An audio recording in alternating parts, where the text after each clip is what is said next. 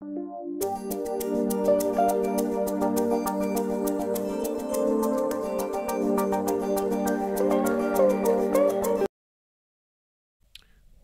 paddlers from around the world. This is Peak Paddle Performance podcast episode number 35. We are doing the new format here. Hopefully you caught the one I did with Oscar, but in addition to the audio, we're now recording via Zoom and then putting that into video format.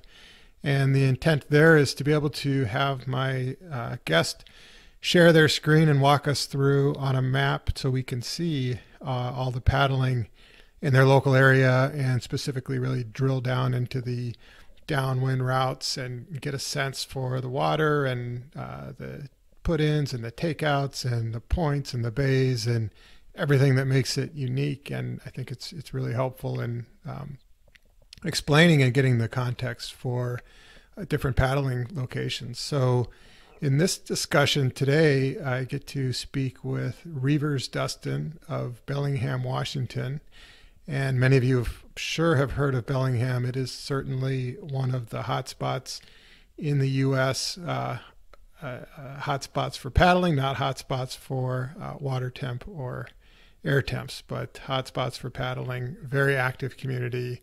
And so started this discussion with the intent of really exploring what the downwind looks like there for them on Bellingham Bay.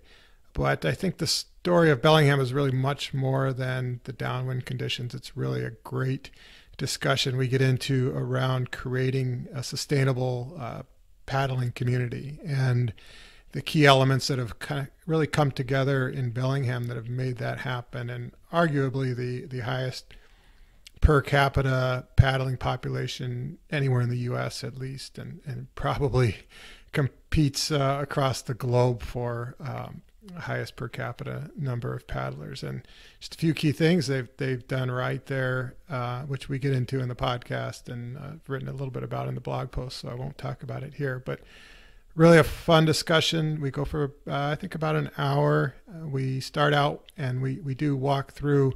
We get into the Google Maps and go through the downwind routes, but we also talk a lot about being safe in cold water, growing a paddling community, and how that gets done. So without further ado, let me go ahead and let's introduce Reivers Dustin for this great discussion.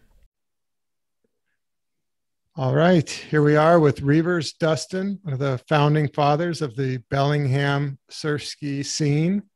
Really excited to have you on, Reivers. I'll tell the audience here, this is our second take. We actually recorded one, had some audio issues, but it's actually going to work out in our favor, I think, because it's given me some time to really dig into the Bellingham surfski community and get a much better sense for everything that's going on. So really excited. We're going to talk about, the downwind is kind of the focus here, but as we've chatted and as I've researched and seen what's going on, I think that there's another big theme, and that is, Bellingham has just grown this tremendous community of surfski paddlers. You were there from the very beginning, 30 plus years, give or take. And it's just a really neat story. And I think kind of a case study for other paddling communities around the world. And, to also not your typical surf kind of ocean beach community where, of course we know South Africa and Australia and Hawaii and those places that have these big surf culture, kids growing up on the beach kind of thing. And you've got cold water all year round, pretty cold. And yet, an active community, not a huge town, but a big enough town where it's just really taken off and it's exciting. So let's get started. Maybe if you just give us some background on how you got into surf skiing and how and when, and we'll go from there. Great to have a conversation. I hope that folks enjoy what we're talking about. I really kind of blundered into this thing. There's a big multi-sport race up here called the Ski to Sea. It's about 70 miles, starts up at the ski resort, and with 7 different legs ends up out here in the bay. And I got talked into doing it when I was younger and more foolish, and it almost killed me. And I remember saying, I got to do this some more. And just it's been that way ever since. And I think that's common. As you mentioned, people are growing their sports and their communities all over, and we're seeing this all over. It's just so fun to get outdoors and try things. And in a lot of cases, the kayak leg and that ski to sea really gave birth to a lot of good paddlers. And one of the things that kicked it off was the race got enough stature to pull in some names. You know, we got the Greg Bartons and Philippe Bocara, who is a French quality paddler. Sure. And just some of these guys were so fun to be around, and their passion for the sport is really contagious. And Yeah. And so we did that, and then we're lucky. There was a organization in Seattle called the Sound Rowers, which is really, they support any kind of human powered events down there. Mm-hmm. And so we had a kind of a tie-in with that to get in some seasonal racing outside of that main venue. I just got lucky. So let me ask, were you a sea kayaker before, or the team that when you were first roped into this ski to sea, how did you end up with the kayak leg? Well, yeah, that's really all anybody knew about in the early years. It was the late 80s. And of course there were kayakers in those Seattle area races as well, mixed in with the rowers and people with open canoes, and nobody knew what an outrigger was, but somebody found a surfski, a Too Good Chalupski, I think was the first surfski we saw up here. And of course he was a little faster than, so Sure. Everybody wound up, scrounging around. Sure. In the States here, the only ones I knew about were those Valhalla boats. Hard-headed Norwegian guy down in California was getting these out and did a lot to get the sport going on the West Coast anyway. And they were they were kind of a mix between a spec ski and our modern generation of surf ski. So pretty fast, maybe not that stable, a little easier to get in and out for re-entry, but they had the overstern rudder like a kayak. And so, wow, you could broach, lose the rudder. It was good training. Yeah. For anybody who has not been on those, I mean, we had to start somewhere, but that's the kind of boat that I started on. And I tell when I sell to customers now, I said, you don't know how lucky you are with these boats, single footwells and understern rudders and everything, light and stable. The stable boats are just amazing now. And but those were fun, and enough of us kind of stuck with it, and now we know how good we've got it. I know we'll touch on this later, but for starting in this sport with these boats, it's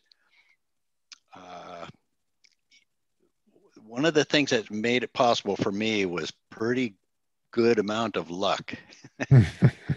Winding up in conditions that I managed, I found a way, but I can remember falling off the boat a dozen times on one event, or just paddling by myself, and I wound up with a great intensity of focus, realizing I can't be falling off like that. Right, that water's As you mentioned, cold. The water's cold up here. The exposure, and you really do get it's tiring to come out of the boat. So. So yeah, I got lucky. I have friends who supported. We had a guy who got interested in sprint paddling early on, a real great guy, and maybe that was part of it too. He set a tone of being really generous with his help and very uh, showed a great deal of grace with newcomers. And that is probably one of the most important things. I guess I wouldn't have thought how important that was to sort of the culture that you build with a new community. Yeah.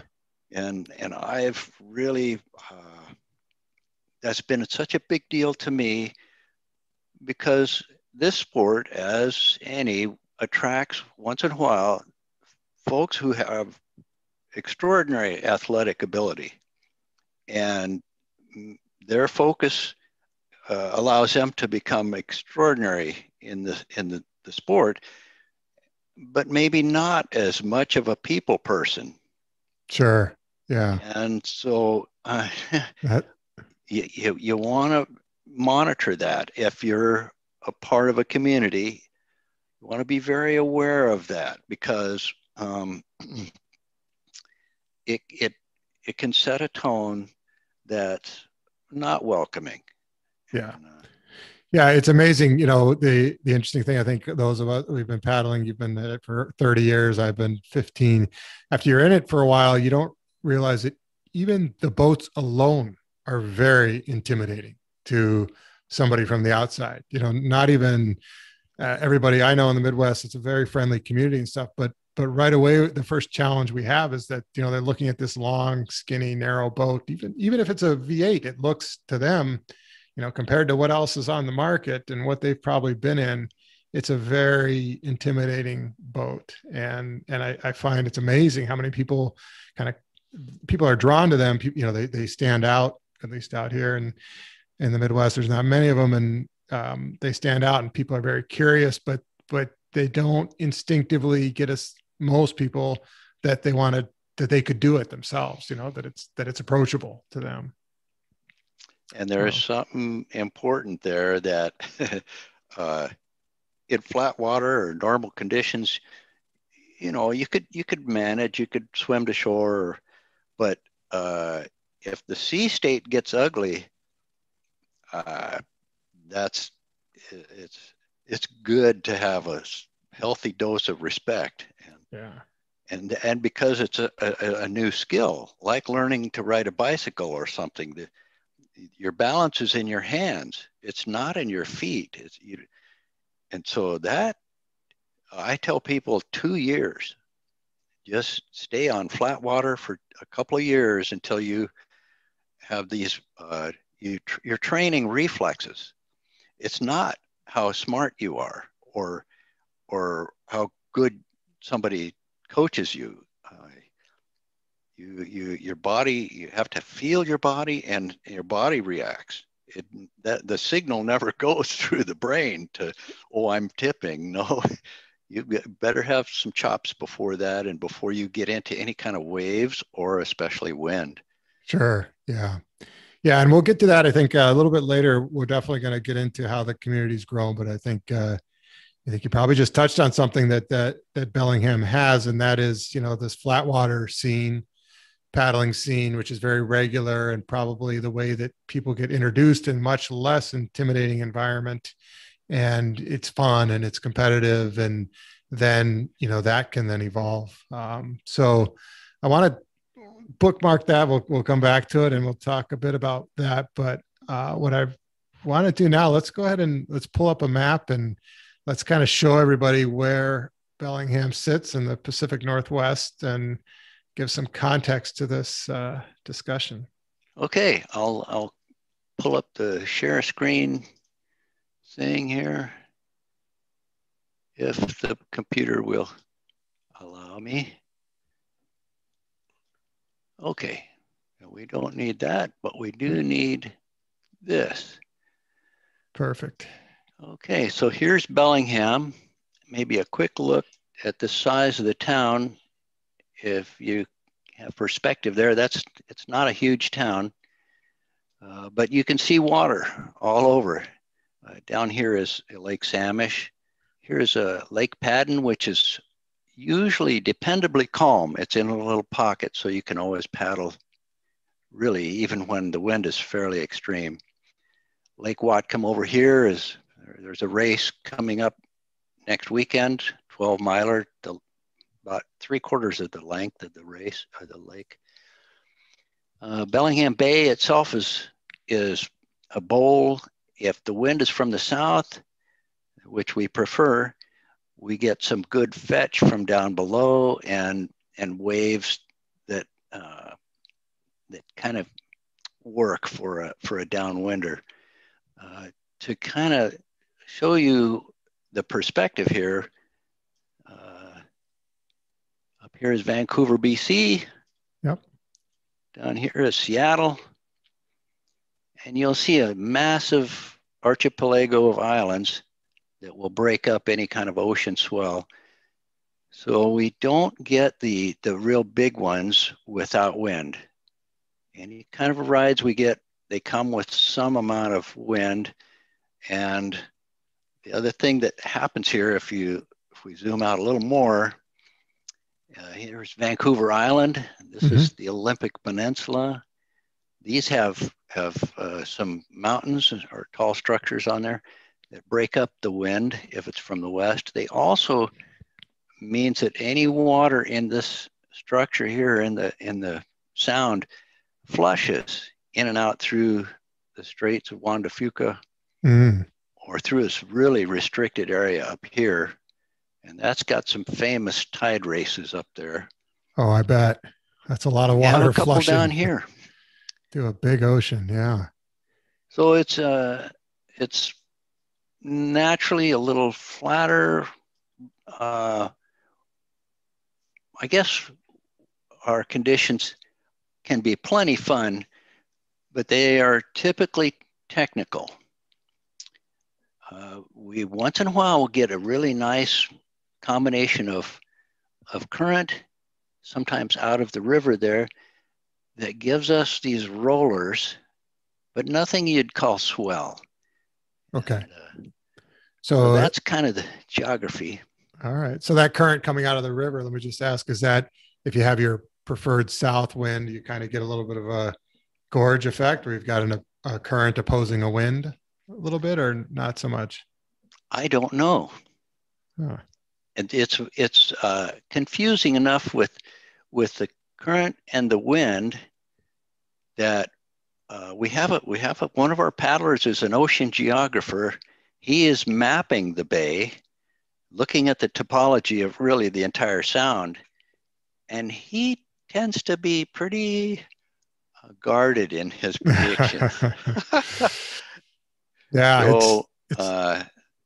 So I'm not the guy. We all take turns being wrong about how the water's going to behave. Oh, it's just always different. And every time, once you think you have it figured out, and I guess what you can't get the sense as much for here is, like you mentioned, the mountains, and then how the wind would be channeling and funneling through those, and then, hitting the water at different angles and strengths and all that. Yeah. Interesting. Yeah, it's funny, and there's Mount Blanchard here. The guys who the sailboat kites, they fly paraglide. Paraglide. They jump off the mountains down here. There's Chuckanut Mountain in here that's also influences. So even when we have our preferred south wind, we'll get some roll off comes offshore there or sometimes into the bay. But our favorite run is just off of Larrabee Park. We'll put in this little bay, paddle out a ways to make sure we don't get pushed into this. This is all a rocky shore. Okay. So you got to clear that. You got to get good and clear of that. And then that's right. How many miles of fetch is at that point from the south? Let's back out a bit. It's not huge, and Samish Bay here is fairly shallow. Okay. but it's enough to be respectable. And let me go to GeoView and make sure you understand this is all very shallow. This is mud flats. Mm-hmm. And we've had a couple of guys, and when it's blowing from the north, the wind and waves favor this direction into the mud flats. So we've had a couple of guys overdo that and wind up hiking out because you can't, it's doesn't look fun. No. And the same's true up at the other end here. That's all shallow. That's out of the river. And so our runs typically are just right up along the shore there. This is called Chuckanut Bay, and we sometimes get good runs here, but often the wind rolls out, so we're dealing with I guess two different wave sets that build. And then again, this is a rocky shore, which we call the wall, because occasionally, actually fairly often, we'll paddle down to here and then hope the wind builds a little bit. So we kind of don't actually do a downwinder. We're doing a point to point, and we get good rides, especially off the wall. But going south, it's technical and a good skill builder if you live. So, and this is about 5 miles. Well, if we're doing a downwinder, then we'll often do this set here so that we can get about 8.5 miles. Okay, that's a good distance. It's a nice distance. Same thing. Well, sometimes it's sweet all the way across. Sometimes we get this roll off of Chuckanut Mountain that gives us 2 wave sets.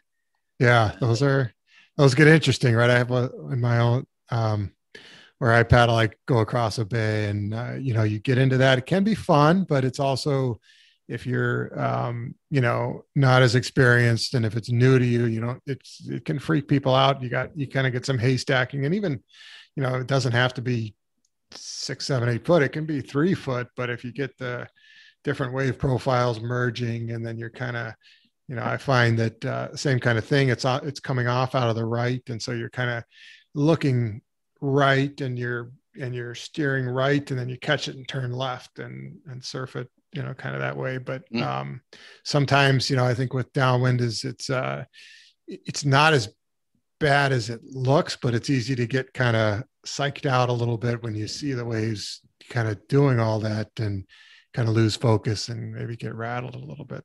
That's the darndest thing that because when you don't, if you have any kind of fear, or if it gets scary, then there's a tendency to lose touch with your body, lose that feeling, that feedback that helps you to balance. So it's tough, as we mentioned. You don't always know for sure what's going to happen, what those conditions. So when we've had newer paddlers, it's been hard to, it's a commitment, and so we don't always know how it's going to be there. So that's another reason for caution when you do a downwinder. Sure. So what's in general, is the predominant wind out of the south then? Is it more south than north? Yes, it is. Yeah, often it is. Even when there's a westerly flow, it tends to push against enough of the hills to turn it so that there is a southerly.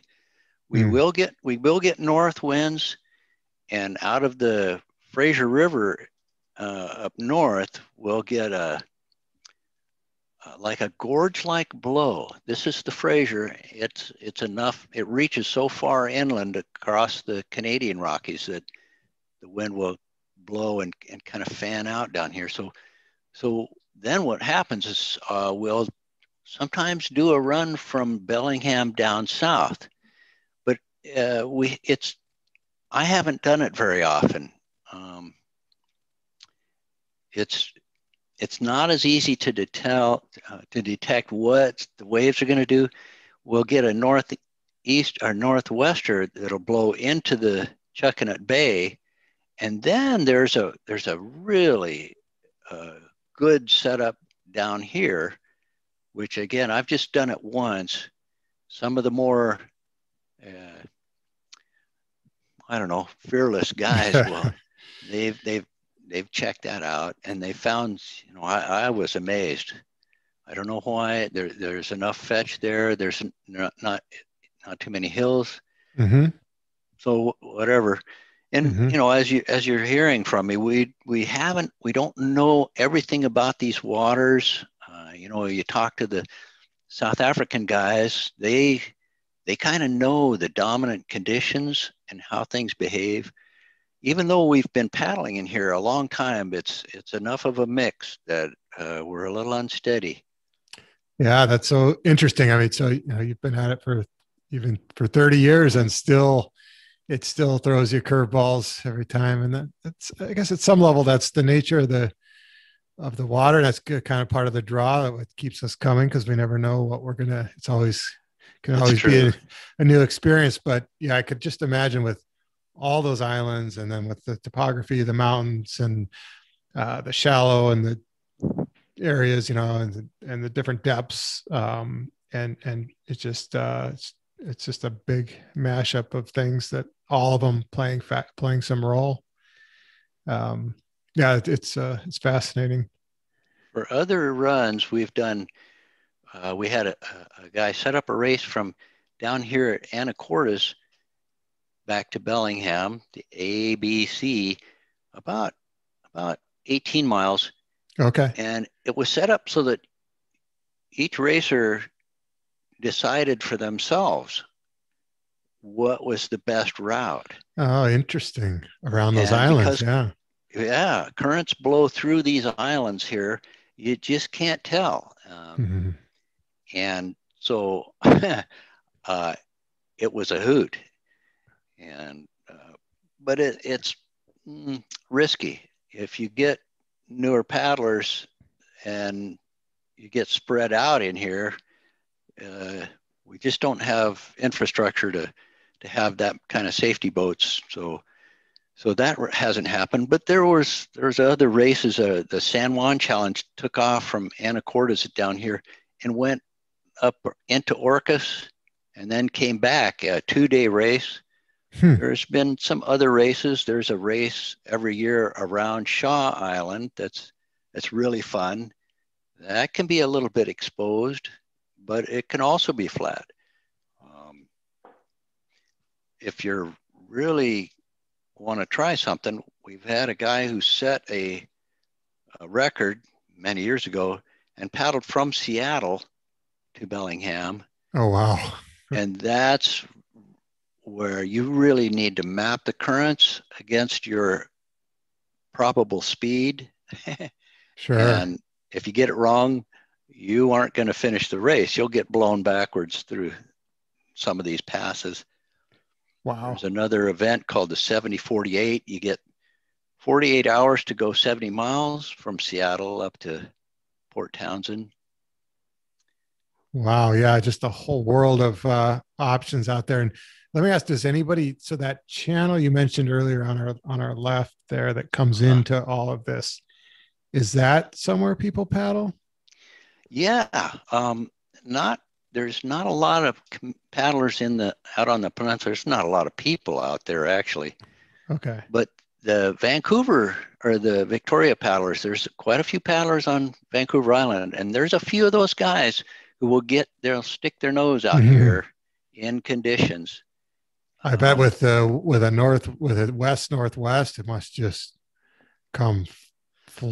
Since it's open,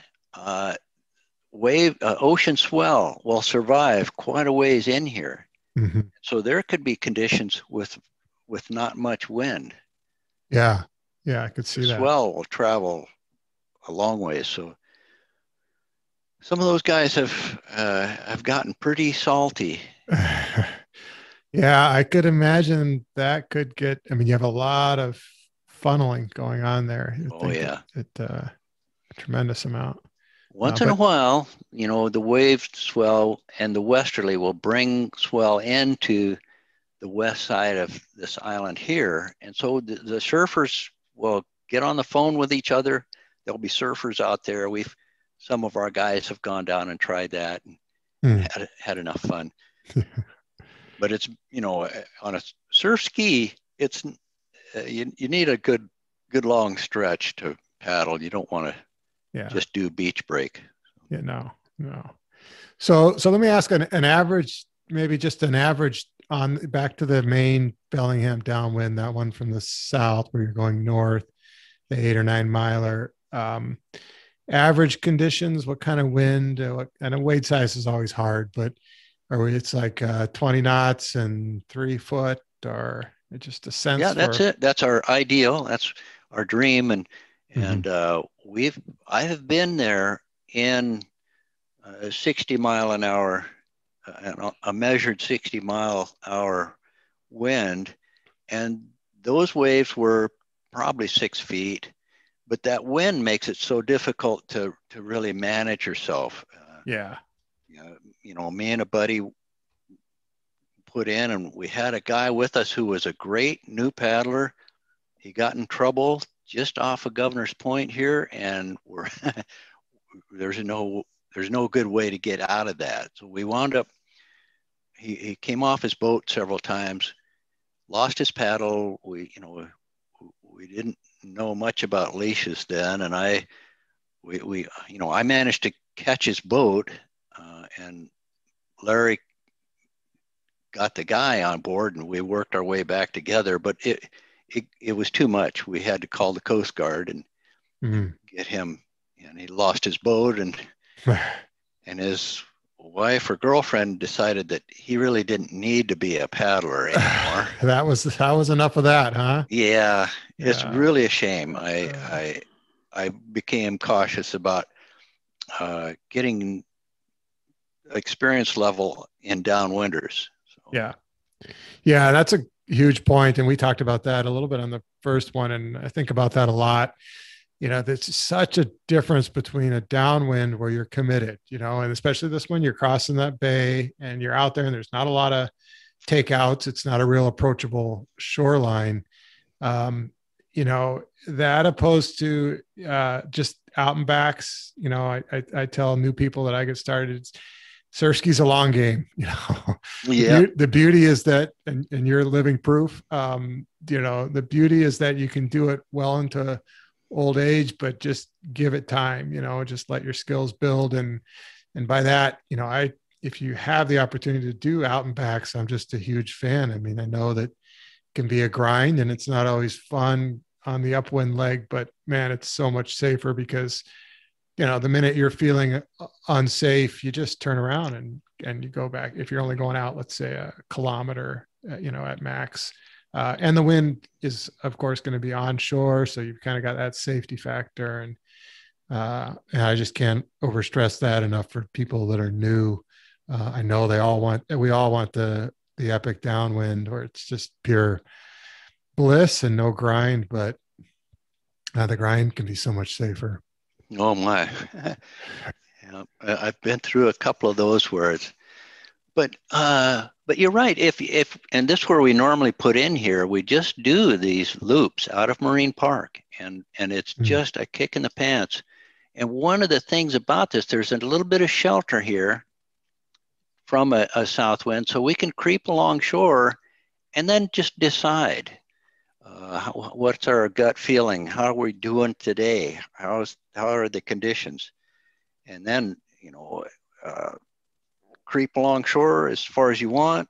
This point, as you can kind of tell, it's a little bit shallow here, and so the waves feel the bottom, and often that's the best water to paddle. Mm-hmm. So we can do what I call bunny slope. Just just do the mini loops and do some skill building with Sure. exposure that's reasonably safe.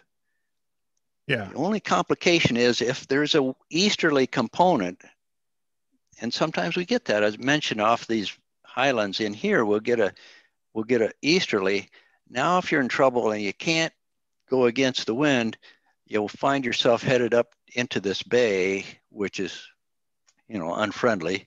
Mm-hmm.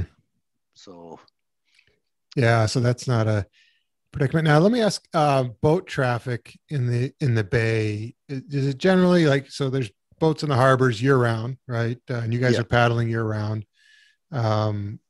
Fishermen, is it common to see when you're out doing your paddles to come across either? I don't know. I'm sure there's also a lot of shuttle boats going out to the islands and stuff. How's that overall?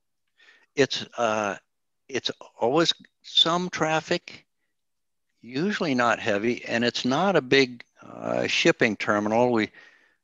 There's fishing, and this is a big fish processing facility there, and Mm. this part of the marina are working boats, but they're normally headed further north, and so we get more recreational boaters in here than heavy traffic.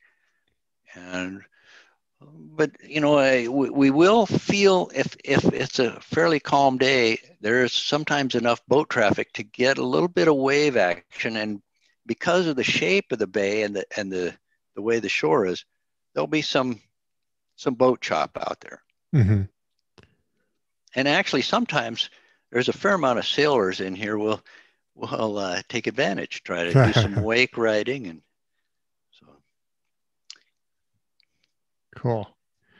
So, and I Yeah. was going to mention other runs that we've done.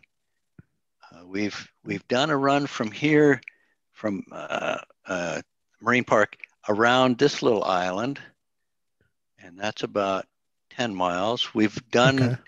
on a day we feel good about predicting, we've gone from the marina here, or from the park here, up into Portage Island and around Lummi Island Oh, wow. and back, and that's a Oh, 26 miler, and that's a little risky because this is another high wall here with conditions you can't tell what it's going to be unless you have a spotter out there, or the weather has been very stable.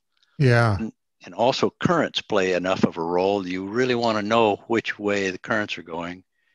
So, that's a kind of a heroic run. Mm-hmm.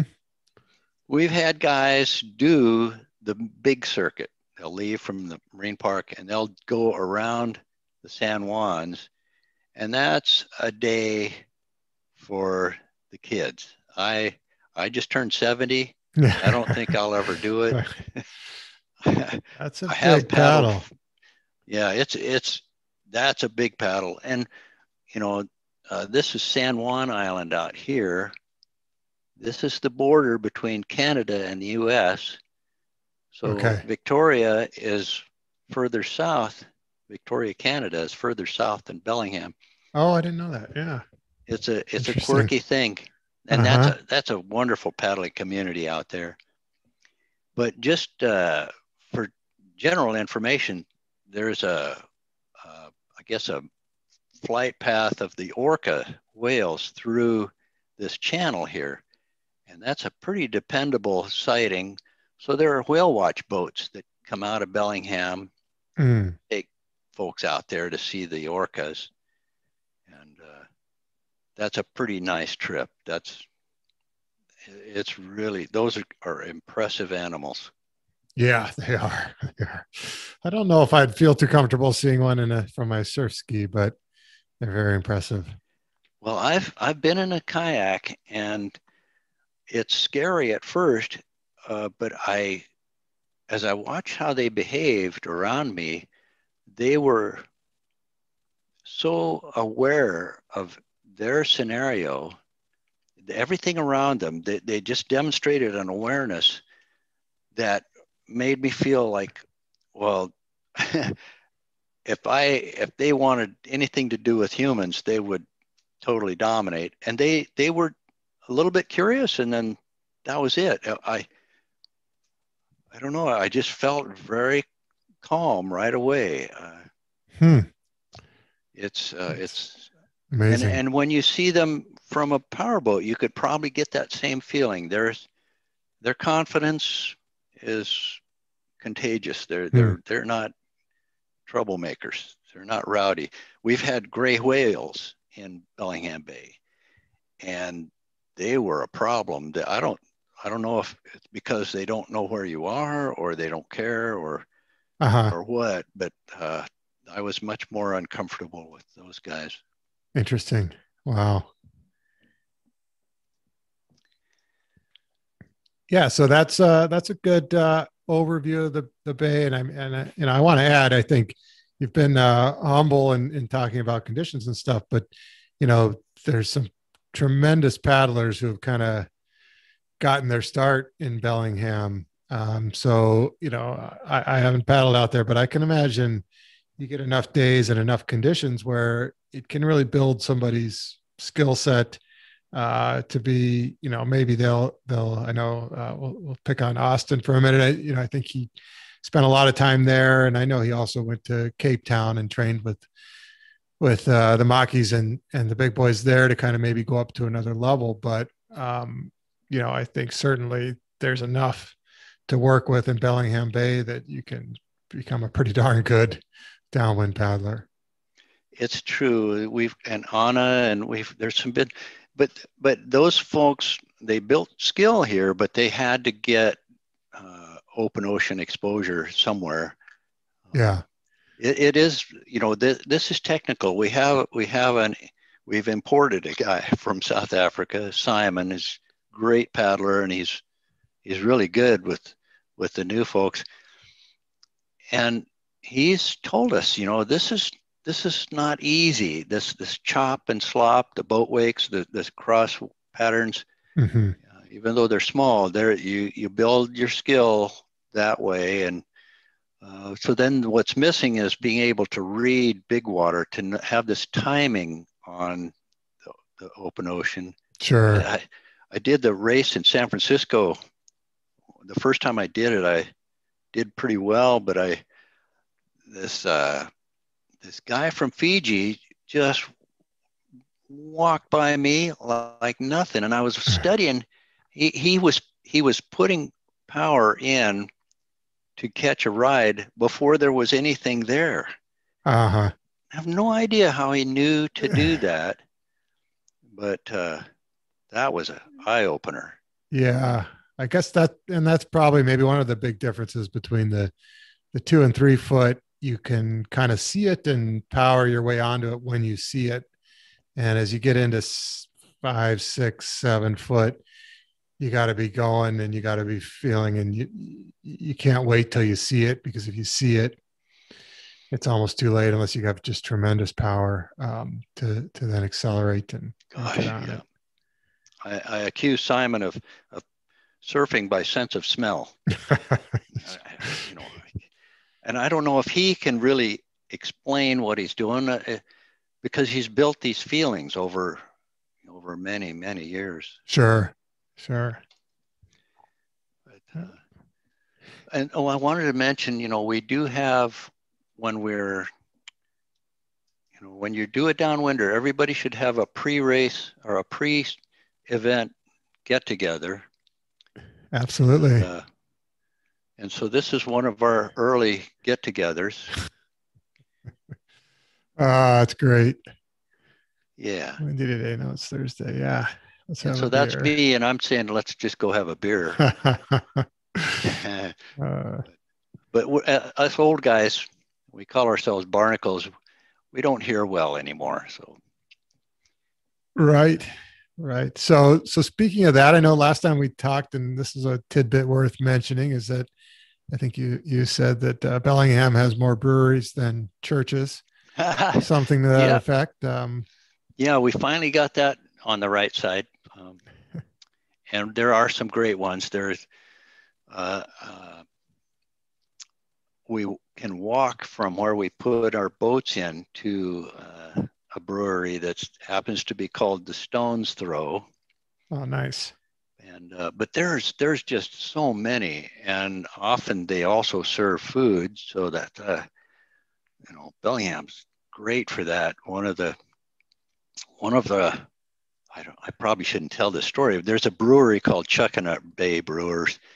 One of their great brewmasters has defected down to Hood River. Uh-oh.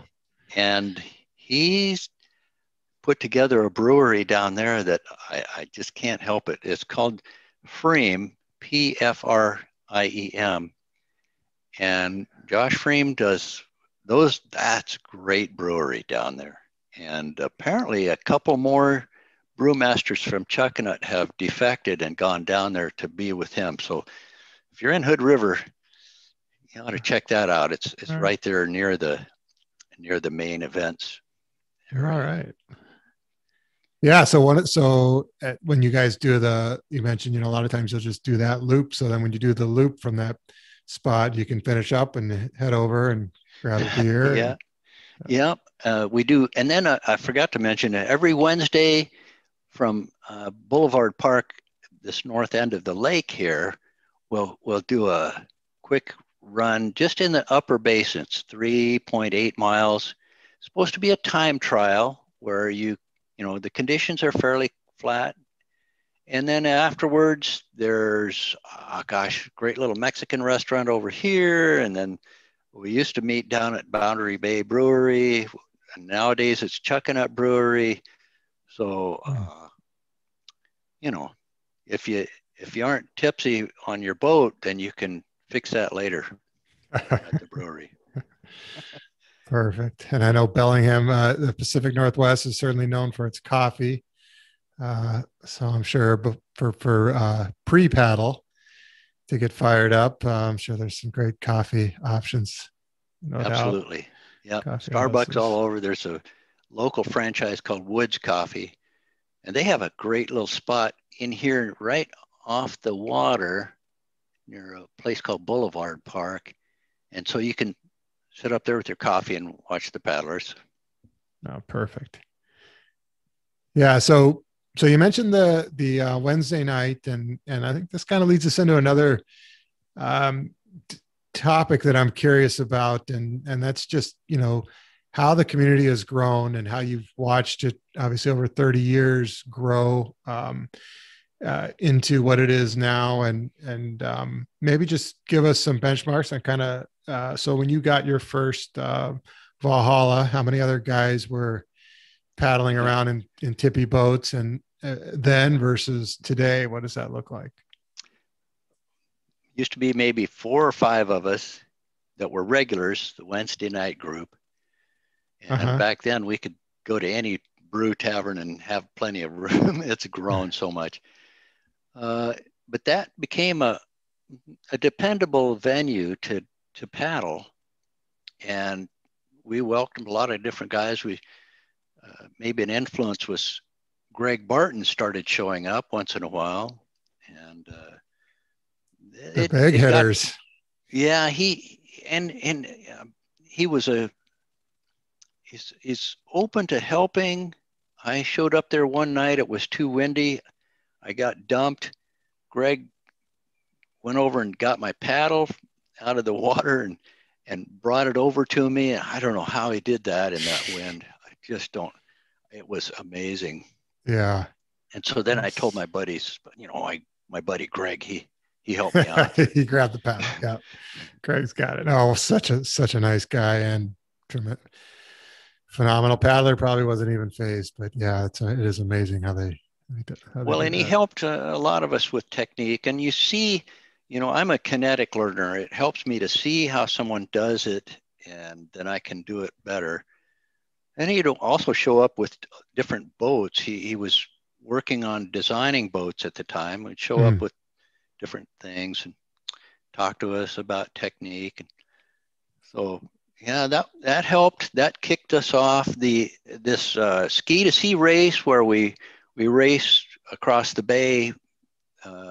That helped, I think, with the awareness. And then we would, in the spring, when people were trying to get ready for ski to sea, they would show up. Sometimes just in canoes. There's a canoe leg to that race. And just kind of word of mouth, really. It's enough of a small town that that helped. That worked. It'd be more difficult if you're in a big city. Yeah. I think it's right. I think you've kind of maybe hit this critical mass where there's enough paddlers, and I don't know if you have any even idea like how many surf skis are in the general. Are we No, we've got 100 or easily easily 100, and 100? Wow. partly because we've got we can support that. There's guys, they're not really paid guys, but they represent different manufacturers. You know, all the major manufacturers have somebody in town that'll hook you up with a boat. You can try it, or if you want to buy from them, they can arrange that. Mm. So you know, that's also part of this chemistry of guys who can give you a chance to try it. And if you don't, you know, if you fall off, they're helping you. Somebody's watching, Yeah. especially in the lake here. Especially Lake Padden is great because the temperature is a little more tolerable. Right. Often. So. Yeah. Yeah. That's so I think, you know, to me, it seems like it's a small enough town and there's enough surf ski paddlers. And I've actually heard this from a friend of mine that lives here in Michigan. He was out there for some mountain biking. He's like, you wouldn't believe it. I was out in Bellingham and I see surf skis on cars everywhere, you know? And I think that's pretty rare because you might have big communities, you know, let's say in LA or even San Francisco, but these are bigger cities. So it's all obviously a lot more diluted and you know, even in Hawaii, and I've been there a few times, you see a lot of outrigger canoes on top of cars. You don't see a lot of, maybe it's because the surf skis are at the boathouses and stuff. You don't see many surf skis on roofs of cars. So maybe you hit some critical mass there that it helps too. Because the town, right, it's I think 80,000 or kind of that neighborhood Right. population.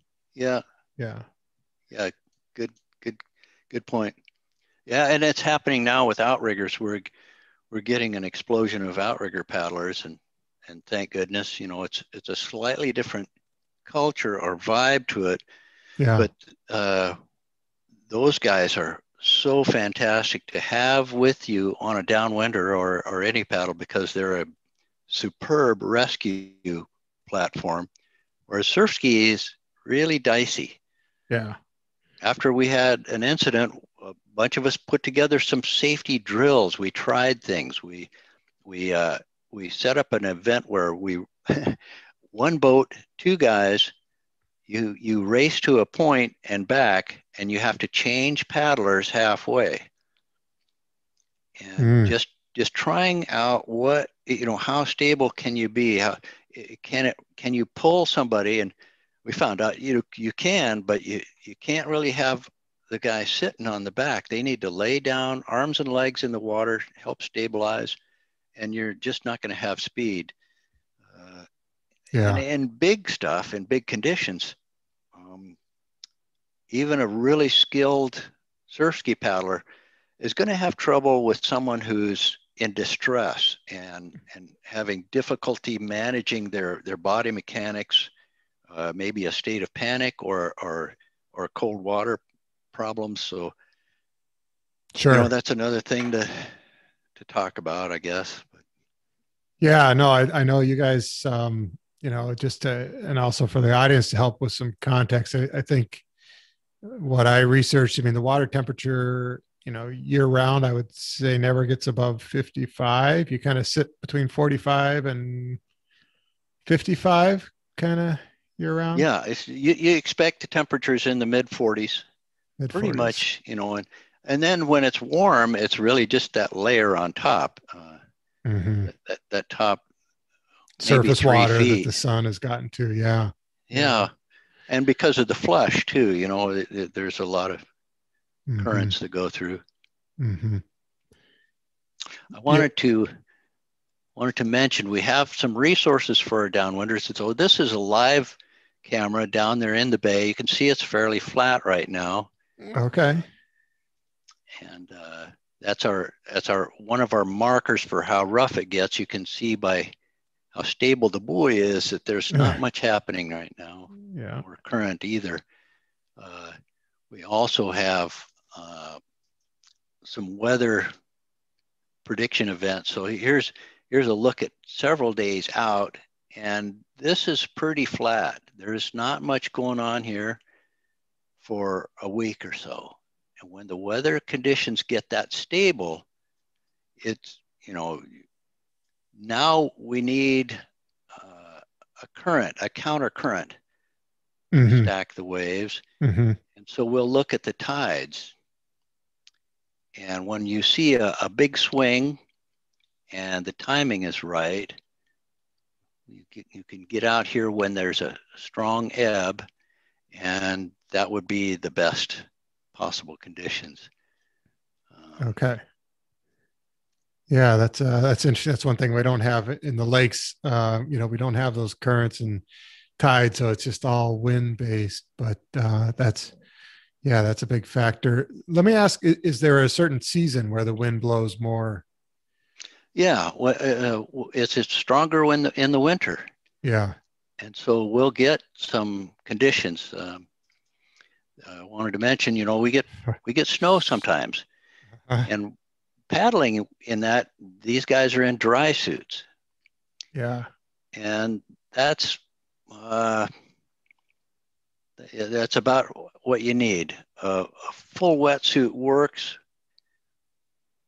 but it's risky. Really, before and after, just that 20 minutes of getting out, soaking wet, and getting your rig stowed can be pretty uncomfortable. It can be tough. Yeah, this is, I see the dry suits, and I do a lot of dry suit and written about this, and we talked about it. Actually, I just watched that video. I think somebody in your groups, someone did a cold water presentation on a Zoom call. Yeah. And I watched that, and a lot of good information there. And I think, the big eye opener is basically how these different, the American Canoe Association or the Whitewater Association, what's the definition of cold water? Basically, that was interesting. Yeah. And this guy was saying, anything below 70 is technically cold water. Really, and that's still, there's an explosion of knowledge there. And one of the things I would love to know more about is, for many of those cold water exposure symptoms, these are folks basically at resting heart rate. So for us, when you're at high metabolic rate, you're working hard, your body is generating quite a bit of heat. What would be the effects then? And for myself, I've dumped a lot. I've done a lot of personal research, and I have not had those exact same symptoms. Yeah.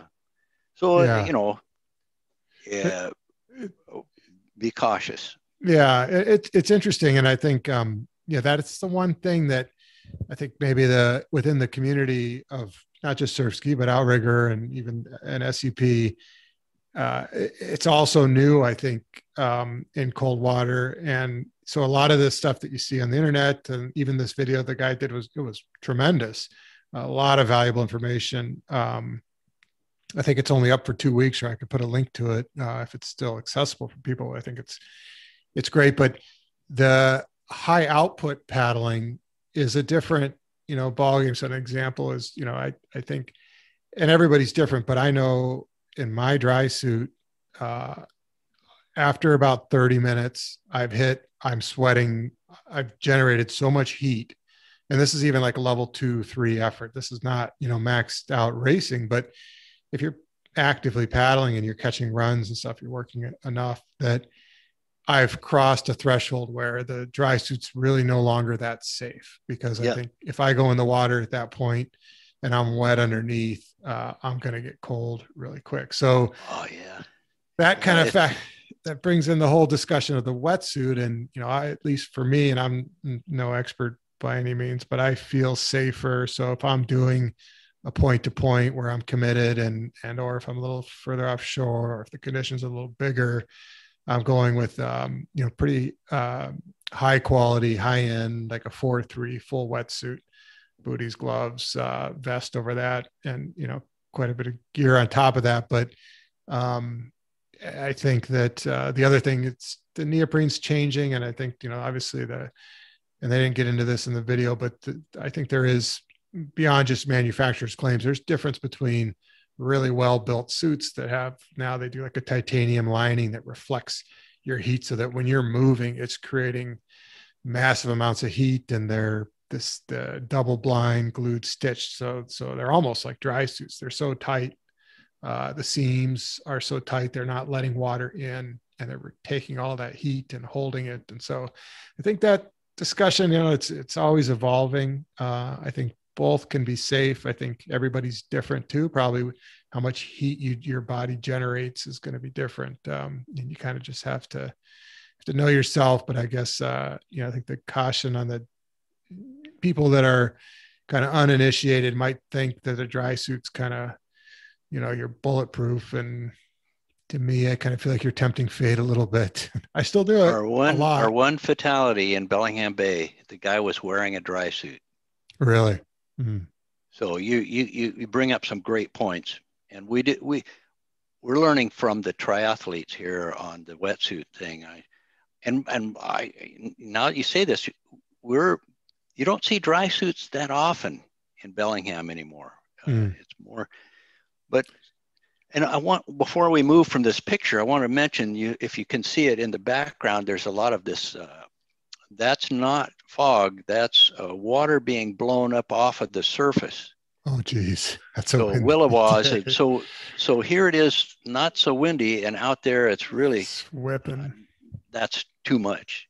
Mm-hmm. And, so I just wanted to mention that. No, I read some of the stories. I think you guys had, I don't know, a couple of years ago, there was a big Saturday, and to your earlier story about, 50, 60 miles an hour wind, that scares the crap out of me.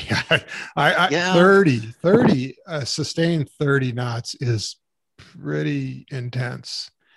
Just the way it's got, it grabs your paddle, and, the way it can roll the boat so quick if you come off and roll your leash around the boat. And you guys don't have the big swell, but, in an area where, I'd feel much more relaxed and at ease with big waves and low wind as opposed to really high wind and smaller waves. Well, and we same thing. We don't want to go if it's blowing over 30 or 35. That's 40 is just try to get off the water. Quick picture of Bellingham. I live just up in here somewhere, not exactly. And so it's a great skiing destination in the winter. One of the paddlers is a former manager of the ski resort. So let's talk about that for a minute. And just for anybody that's maybe listening to this and wanting to make a trip to Bellingham at some point, I mean, it's got to be one of the ultimate all around outdoor sports meccas. I think you showed the ski mountain, so one of few places in the world where you can carve some turns on your board or your skis and then go for a downwind paddle same day. I'm sure. If you got the stamina. Yeah. And so I watched the ski to see some of the highlight videos and promotional videos, and I'll link to one of those, or I'll embed it in this, but that shows it all. It's just beautiful. Starting out with the cross country skate skiing, and then going to the downhill, and then I got this all right. It just blew my mind. Running, and then road biking, and then canoeing and cyclocross riding, and finally the paddling. It's just a mecca for outdoor enthusiasts. Yeah, there's the mountain biking. There's trails in Larrabee. There's I forget where exactly. It's there's a mountain here that's taken over by mountain bike trails with, the bridges and the ramps and all the fancy, and so it's a fun, and there's a lot of hiking. I'm not so athletic anymore with the biking. I don't know if they might not show. There's a boardwalk here. Let's see if we can. Not going to see it. Oh, well, sort of. There's a overwater walkway here that's part of a trail system that covers the city. So you can really walk the entire city and just you have a few street crossings, but mostly green trails. Mm-hmm. And then this part south of town here is pretty wide. It's that's very high. There's some wonderful hikes up there. So, Yeah, that's great. So I'm sure, you know, people that maybe if you're thinking it's things, of course, have been a little bit on hold with COVID and everything, but eventually that'll be behind us and there'll be more travel and people that maybe are going out for the gorge. They could extend a week and you could go up to Bellingham or stop in between if you're doing Vancouver. You know, you're just south of Vancouver and everything that's going on there. It's really a neat spot. So let me ask Reivers, if somebody was traveling and on the map earlier, there was a Bellingham airport, so you could fly into Bellingham. Yeah, just a little ways north of town here. Or Seattle's probably the bigger. Easy connection to Seattle. It's about a half an hour by flight. I-5 is tolerable to drive between. And well, my wife and I are booked a week at a B&B out here on Orcas. And that's, you know, the thing to do there is catch the ferry. These blue dotted lines are ferry right, routes. Gotcha. And so there's also if you're sporty, there's a water trails path. Let me get this up.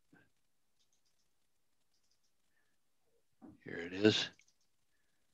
So this is a pamphlet showing some of the parks. Oh, cool. And, very cool. And here's a dude that's kayaking from some of these campsites across that will go on down into Seattle area. Yeah. Awesome.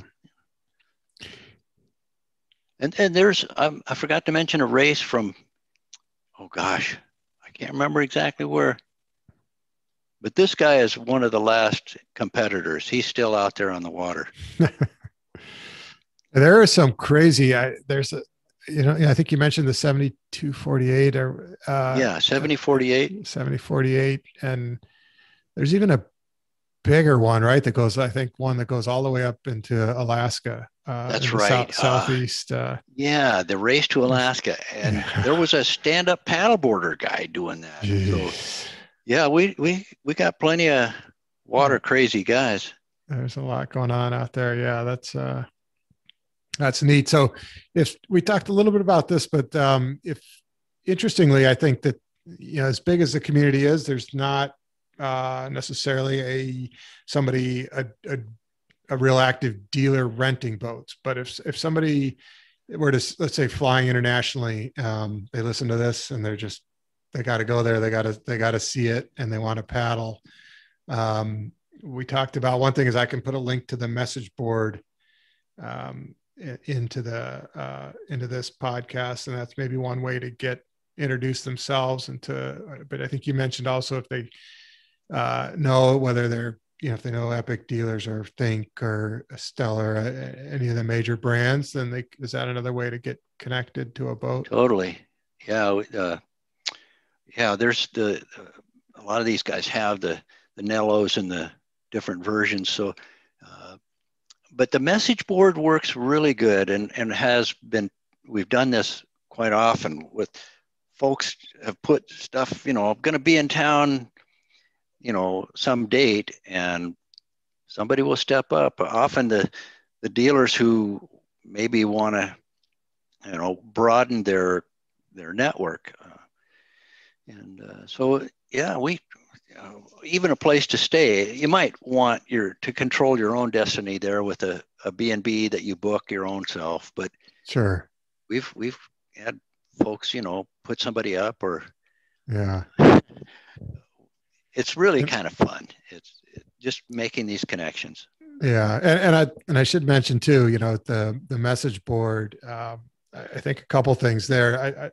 I don't know if you would attribute that to helping grow the community. I think it's brilliant in that, you know, I think I've in our area, people have tried to start Facebook group pages and stuff. And I think that anymore that gets tricky because I think there's a lot of people that don't want to be on Facebook and for good reasons. And that's fine. And maybe it's also a distraction. Maybe you're going there to see something about paddling and you get distracted by something else. But I think yours is just like a good, free software, right? Groups.io or something. I think that it's on. It started Yahoo Groups when they were a little better about it. Yeah. I was inspired before I did that, I actually started this whole thing. There was a world sprint kayak group that it was just a chat group before Facebook really mattered much. And this works because it's basically email. I get enough email, so I've chosen no email, and I just go to this website that hosts it and check for new messages. But it's kept pretty informal. The tone we try to set is somewhat family friendly, but otherwise pretty much anything goes. We've got pictures in there of what happens when you fart in your wetsuit. Just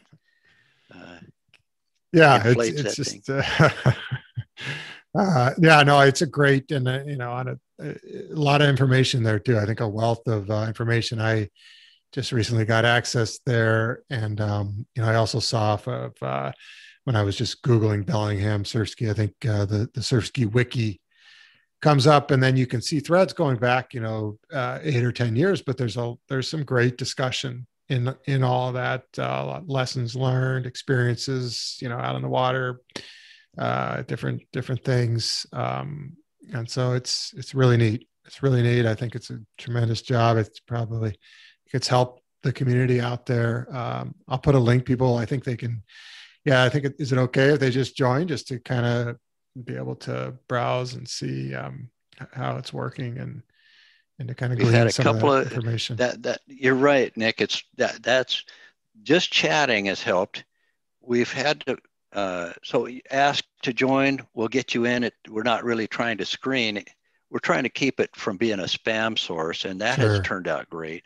Sure. The Surfski Wiki is another fella in the group, and oh man, that's fantastic for if someone is just beginning or is interested but doesn't have a boat.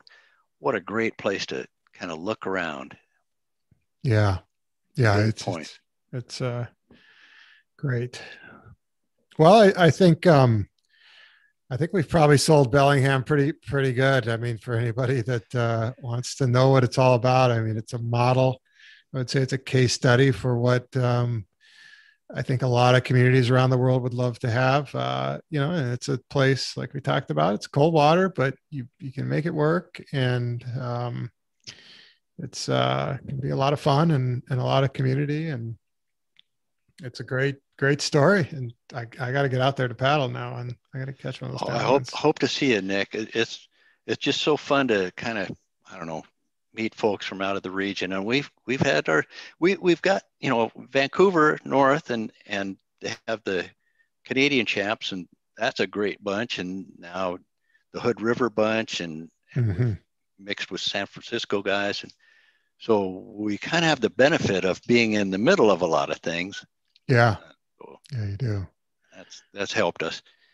Yeah, I'm so lucky. If it wasn't for paddling, I'd probably be stuck on some golf course somewhere.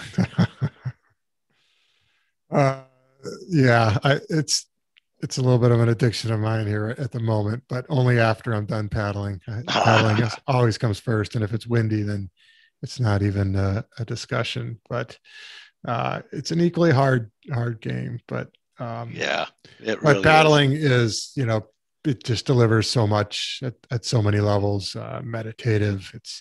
It's exercise. It's nature. It's flow. It's adrenaline. It's strength. It's cardio. It's the list goes on. And